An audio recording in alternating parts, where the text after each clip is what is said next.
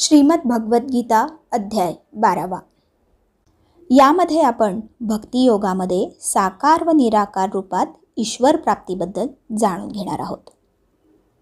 तर मंडळी, अर्जुन भगवान श्रीकृष्ण यांना म्हणाला की जो अनन्य भक्त माझ्यावर प्रेम करून नेहमीच माझ्या ध्यानात व भजनात निरंतर रत राहून मला सगुण रूपात व मला परमेश्वर समजून माझी भक्ती करतो, परंतु या उलट दुसरे फक्त माझ्या अविनाशी सच्चिदानंद घन निराकार ब्रह्माचीच अतिश्रेष्ठ भावाने उपासना करतात, त्या दोन्ही प्रकारच्या भक्तांमध्ये अतिशय उत्तम असा कोणाला योगी समजावा ते मला सांगा.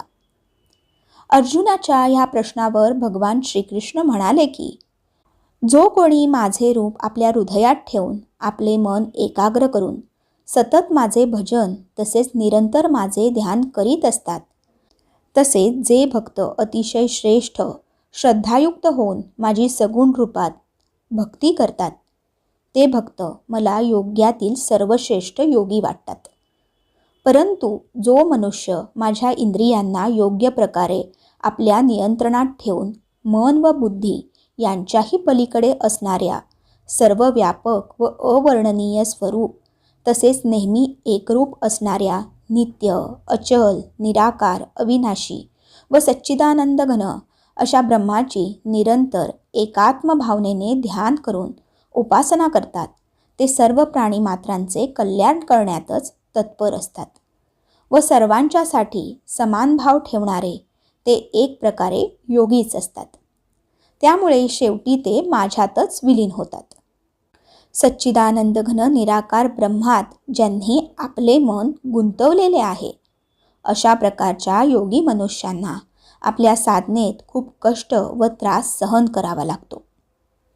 देहाभिमान असणाऱ्या मनुष्याला अव्यक्त ब्रह्माची प्राप्ती ही शेवटी कष्टानेच होते.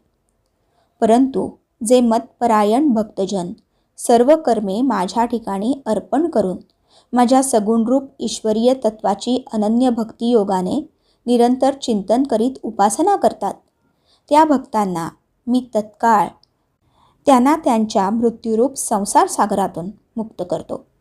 अशा प्रकारचे भक्त आपले मन बुद्धी व चित्त माझ्यातच ठेवतात व त्यामुळे ते माझ्यातच राहतील, यात मुळीच संशय नाही. जर तू माझ्यामध्ये मन निश्चल ठेवायला समर्थ नसशील, तर हे धनंजय, तू मला आपल्या अभ्यासरूप योगाने प्राप्त होण्याची इच्छा कर. जर तू वर सांगितलेल्या अभ्यासालाही असमर्थ असशील, तर तू केवळ माझ्याकरता आपले कर्म करायला अधृत हो. अशा रीतीने जर तू माझ्यासाठी कर्मे करशील, तर तू माझ्या प्राप्तीची सिद्धी अवश्य मिळवशील.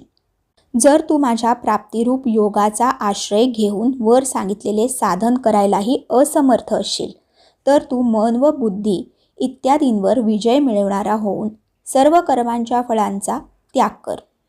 मर्म न जाणता केलेल्या अभ्यासापेक्षा ज्ञान श्रेष्ठ आहे.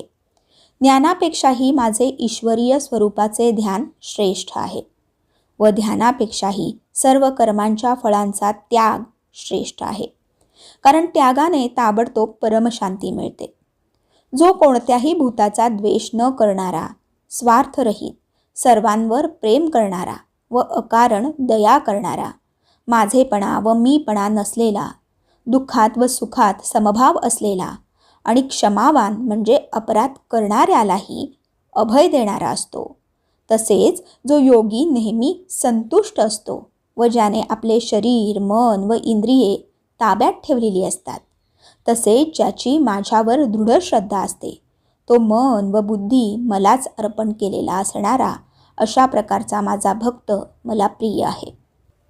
ज्याच्यापासून कोणत्याही जीवाला उद्वेग होत नाही, तसेच ज्याला कोणत्याही जीवाचा उद्वेग होत नाही, जो हर्ष मत्सर भीती आणि उद्वेग इत्यादींपासून मुक्त असतो, तो भक्त मला प्रिय आहे.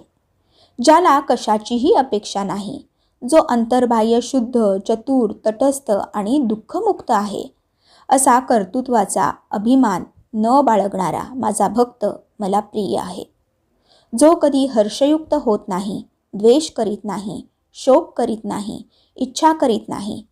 तसेच जो शुभ व अशुभ सर्व कर्मांचा त्याग करणारा आहे तो भक्तियुक्त पुरुष मला प्रिय आहे.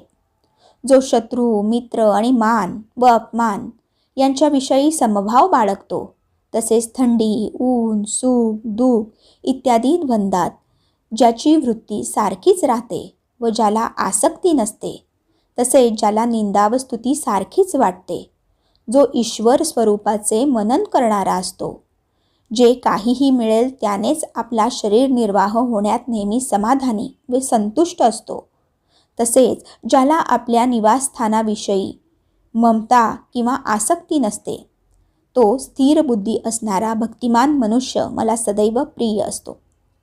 परंतु जे श्रद्धाळू मनुष्य मतपरायण होऊन वर सांगितलेल्या धर्ममय अमृताचे निष्काम प्रेम भावनेने सेवन करतात, ते भक्त मला अतिशय प्रिय आहेत. अशा तऱ्हेने श्रीमद भगवद्गीता उपनिषद ब्रह्मविद्या आणि योगशास्त्राविषयी श्रीकृष्ण व अर्जुन यांच्यातील संवाद असलेला भक्तियोगात साकार व निराकार रूपात ईश्वर प्राप्ती नावाचा 12वा अध्याय येथेच समाप्त होतो. धन्यवाद. श्रीकृष्णार्पणमस्तु.